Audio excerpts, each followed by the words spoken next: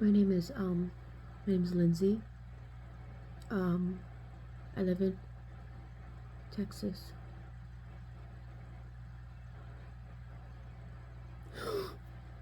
I'm a licensed marriage and family therapist, and my job is to be strong for other people, to be their support, to be someone who helps them out in, oh my god, the shittiest of times they hit their life. And yesterday my mom died. It's 1:20 in the morning, and I was sitting in this room when my dad called. I came to my office when my dad called, and he said that the paramedics were working on Mom, and I was right over there when they called. They pronounced her dead on the floor, sitting on the. I was kneeling on the floor, and she just collapsed. She woke up and didn't collapsed and didn't get up. And I wanted to, I don't know, one of my side things that I've got is a plant store. I don't have a plant store. I have my own collection of plants that get too big, and I cut them down and make babies out of and propagate. I wanted to make a second account to put anything, realistically anything. Crazy Plant Lady Lynn's on YouTube doesn't have, I'm not going to make it. It's going to have plants in there, but it's not going to be like really plant related. But that is one of the things that I have. And I was sleeping and trying to sleep and thinking that, just thinking of yesterday, it's just the only thing that's going through my head is yesterday. All yesterday. All of it. I have work today. I have my own private practice today. I have to support people today. And I can't make it about me. And I don't know what to do.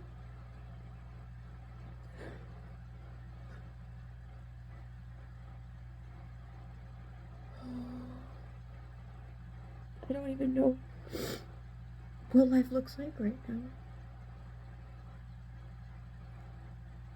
This is my first. I'm still within the first 24 hours of my mom dying. It hasn't even hit 24 yet.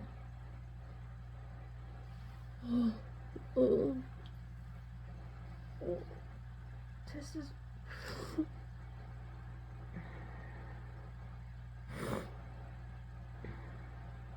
Life fucking sucks.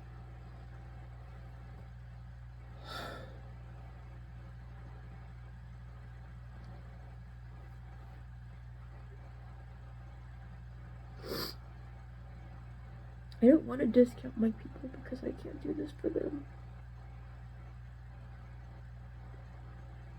But I don't want to be not real. Because that's all I do is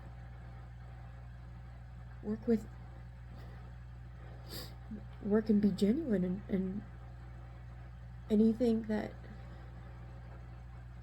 anything they go through, I work with them. I'm with them. I'm in it with them. And now they're in it with me. And I still have to keep it together. I still have to think about them. I will. They deserve it.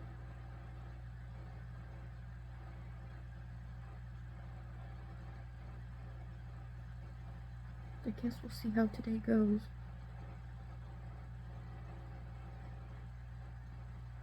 I just thought that maybe I could document how I feel on this new channel.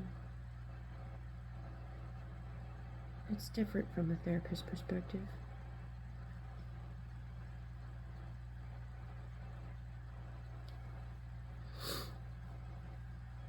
One of the things that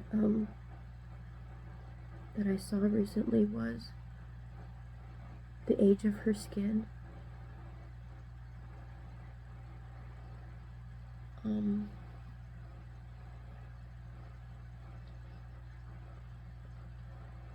gonna need a lot more water. She was over on the New Year. She died 1/8/25. So she was. Both my parents were over on 1/1/25, and she was 73. Way too young. 73. Fucking, oh god damn it. Dude. Like, oh.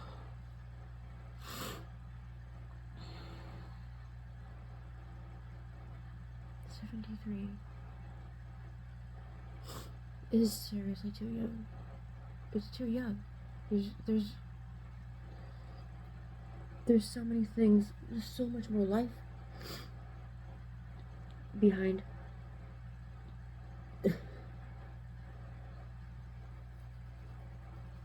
People are like, she had a good life. She did have a good life. And I do know that even though that she and I didn't talk very often, there wasn't one person, there's zero regrets in thinking that nobody knew how the other person felt, in thinking that they needed to say they love you because they, maybe they didn't know.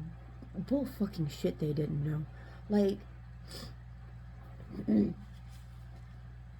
even though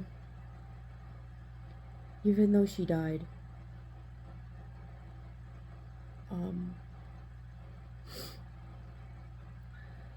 she knew everybody loved her.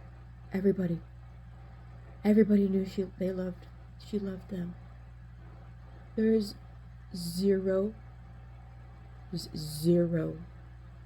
regrets in that area.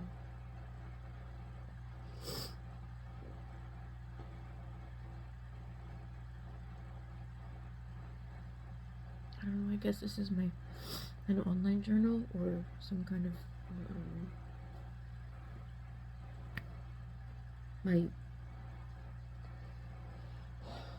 one of the things that I had an idea of for YouTube was, since I sit and talk all day,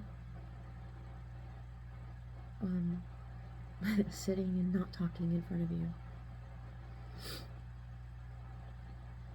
And I don't know, maybe I'll get there. But, I need to fucking get through this first. I need to talk about it. And I'm gonna make it public. Because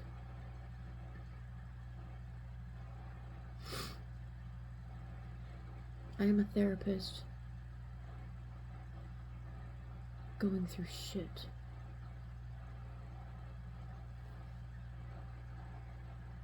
And I don't know, I think the idea or the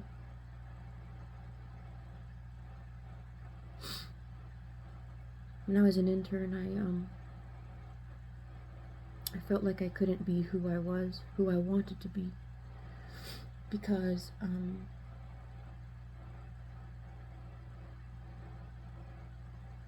I would be judged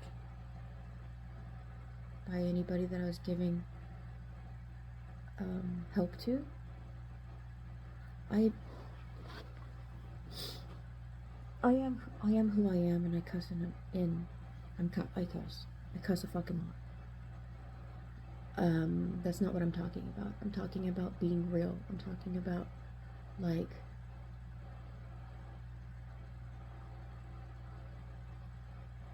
anybody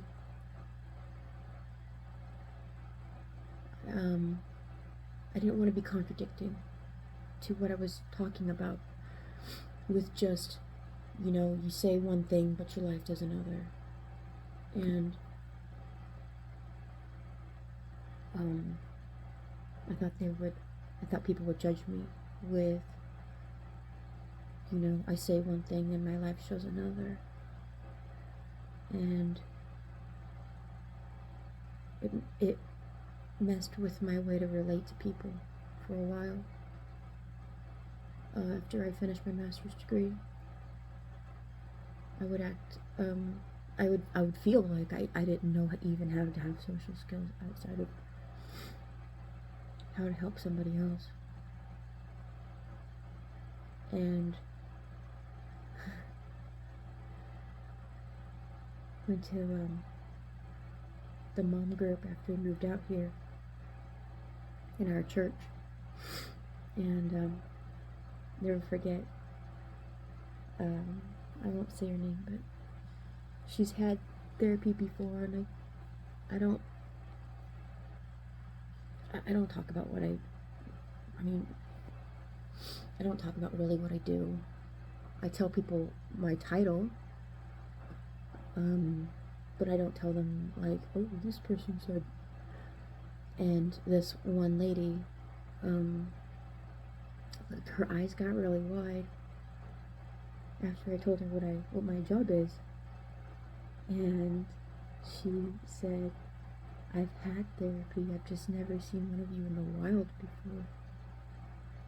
And I laughed, and I thought that was really funny, because it's, it's like catching your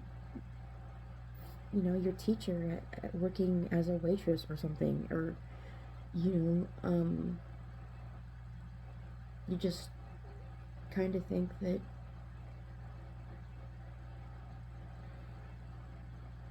just because they have the skills and the tools and the knowledge, and they can figure it out.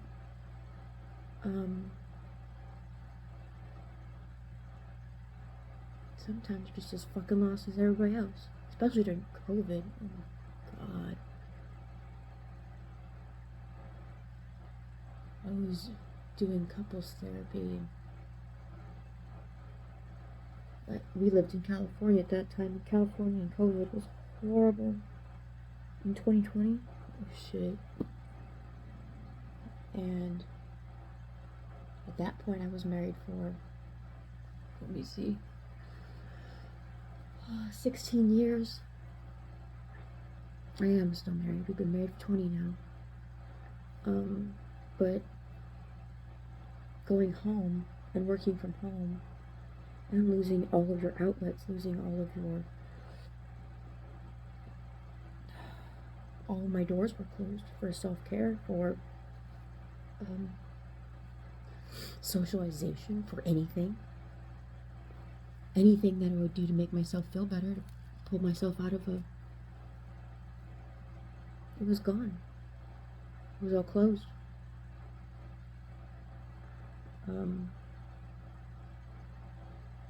And I was helping people with their relationship all at the same time.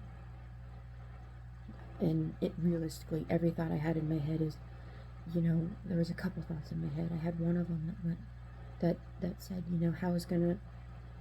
how is COVID, out of everything we've been through, how is COVID going to kill us? Meaning our relationship, our marriage, our, COVID's going to take it down. I thought it would. And then everybody else was like, I don't know, I don't understand how to do this. I don't, we see each other too much. And they're all talking with me about it, and in my head I'm thinking the exact same thing of like, I don't fucking know how to help you. I'm sitting in the same stupid fucking boat you are. Once I figure it out, I'll help you through it. COVID sucked. Anyway, been married for 20 years now. June. In September, my parents celebrated their 50th wedding anniversary, and I threw the party.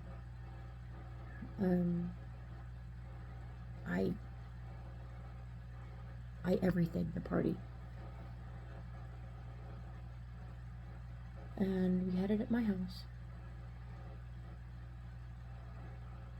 And now I've got to figure out what my life looks like with my mom dead.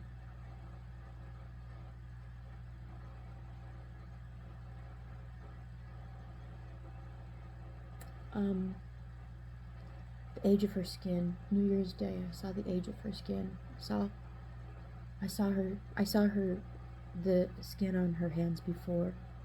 I'm 43. I see the age of my skin. But there was something different about when I saw her hands on, New Year's Day. There were brown spots on it. And, they were there before, but she was talking about using a soap that had a slight chemical peel to it to reduce the spots on her hands. And,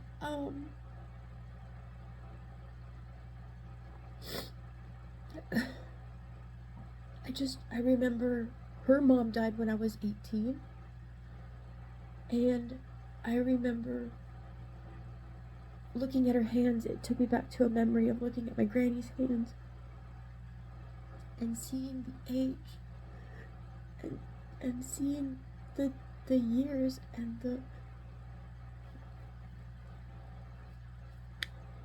and it made me realize she really is old.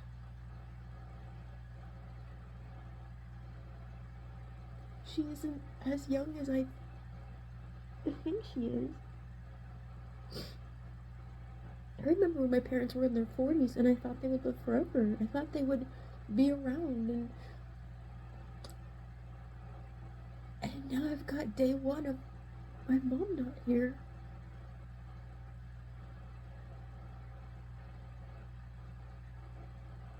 Day one of forever. And she wasn't supposed to go. She didn't have a traumatic heart attack. Wasn't anything wrong with her health. It was her heart.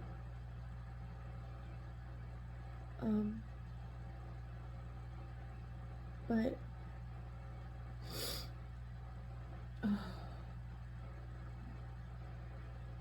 with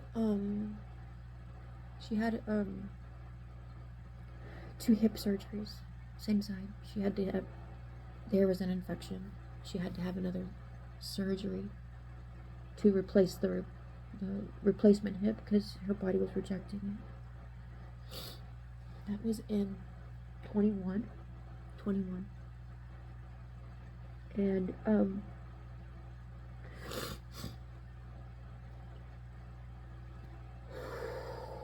she had an infection in her body that had she had some really big antibiotics on a porn on the internet. And 6 weeks. She came through it. She went through it. She survived. My dad thinks that the antibiotics weakened her heart. And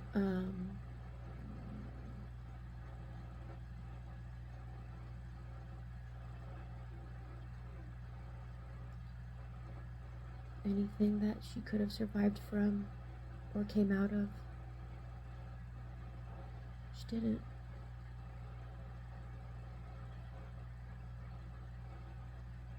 She didn't come back.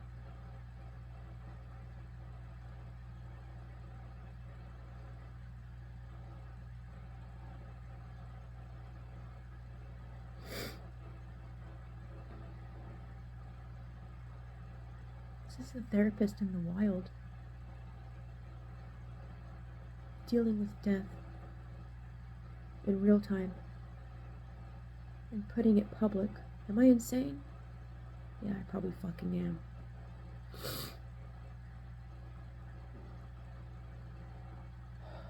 Okay, is this a possibility that this could help somebody else? Yes.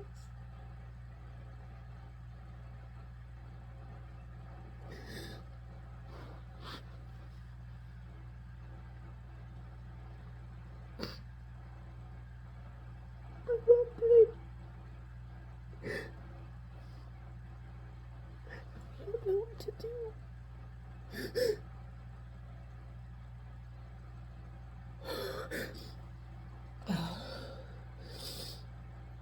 One of the things that I do know is I don't fight it.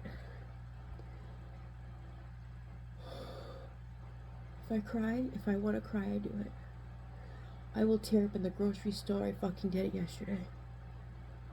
I will cry if I feel like it.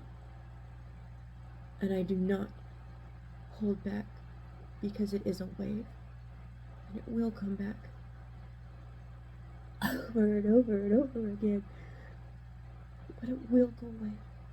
Even for a little bit. I remember driving over yesterday, after I was on the phone with my dad when they were doing CPR, and usually traffic frustrates me,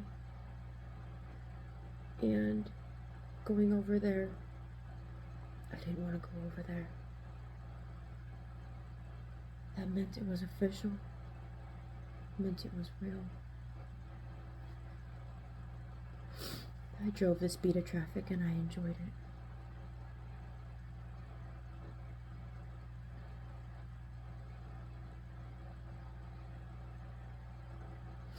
There was a cop there when I showed up, and he shooed me out. I was waiting for the medical examiner, and the medical examiner, when she showed up, she took pictures and got statements, and we still couldn't go inside. There's a whole procedure with it. And I saw her being wheeled out when the funeral home showed up.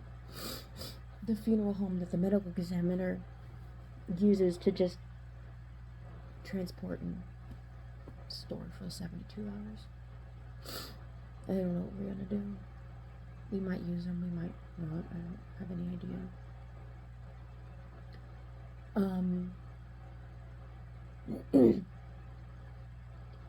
Was I going with this? So, drove over there, speed of traffic.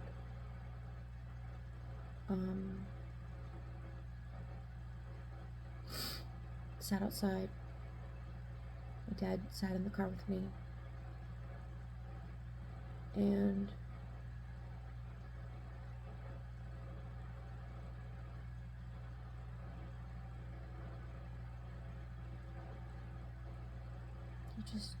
he doesn't know what to do now.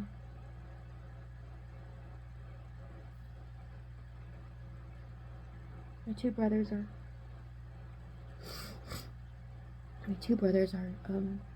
helpful, but they don't live here. They don't live in our general area. My younger brother lives 5 hours away, and my older brother lives 10 hours, 8 to 10, depends on the drive away. They can be here. It's not impossible. But on a realistic note, it's all down to me. If you really think about it. I'm the one that's gonna be around here. I'm gonna be the one that if my dad is struggling, I'm gonna be going over there.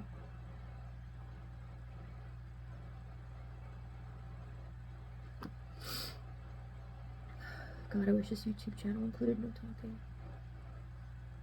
I'm fucking glorious. The YouTube on the barbecue, that included my mom, and that was the realist. That was actually the last time I saw her.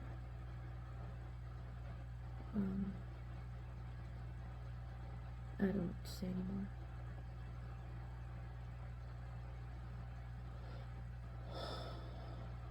Just can't go to sleep. And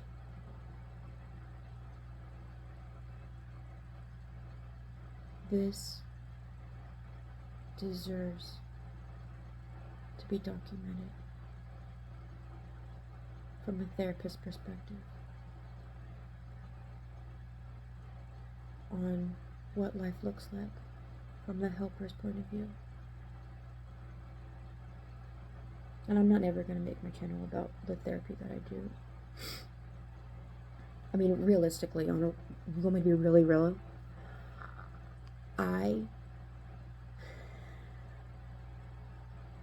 It's their journey.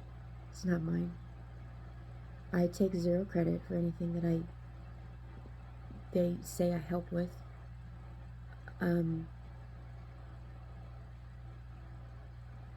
It isn't that I forget about who they are or what they're going through, but since it's not my journey,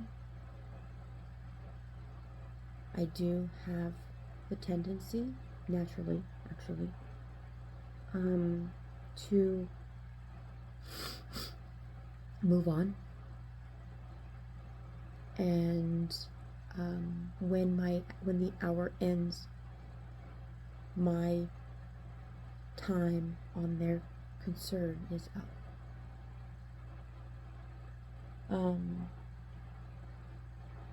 I don't want to rob anybody of their progress, of their purpose and their journey. I just don't. So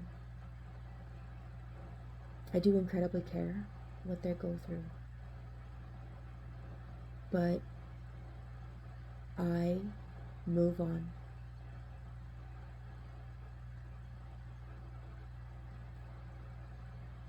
And I leave it there. I don't take it with me. I don't think about it later.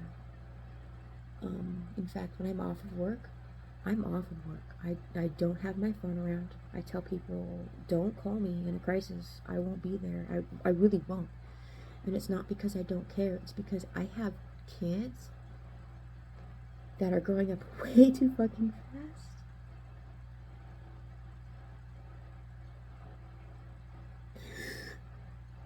And now I've always had to support them. And I have to do me.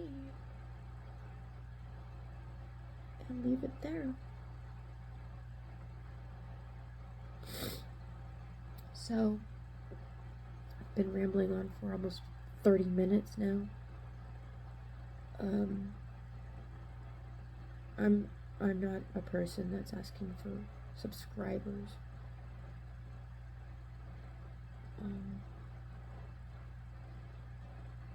I really even don't even fucking care if people even like me. But this is the journey I'm gonna document. And it's gonna be fucking rough. It's gonna be real.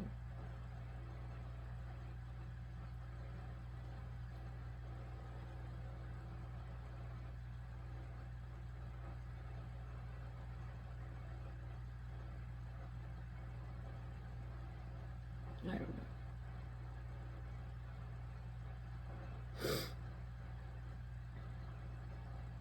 I always knew my life was one phone call away from trauma. Anybody's life is one phone call away from trauma.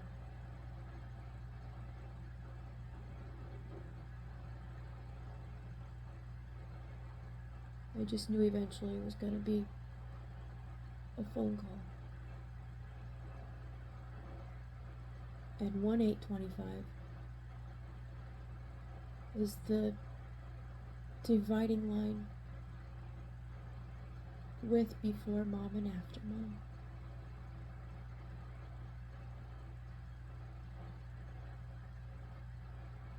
Before with mom. And now after. No mom.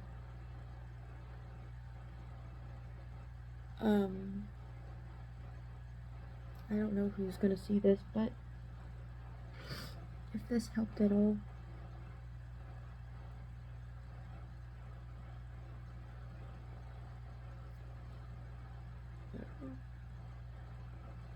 I really hope it does.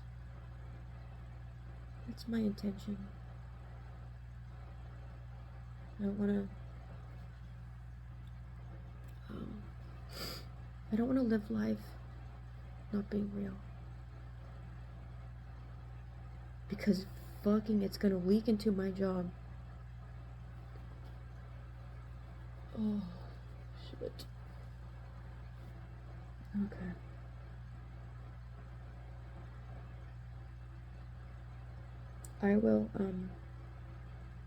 I'll be around.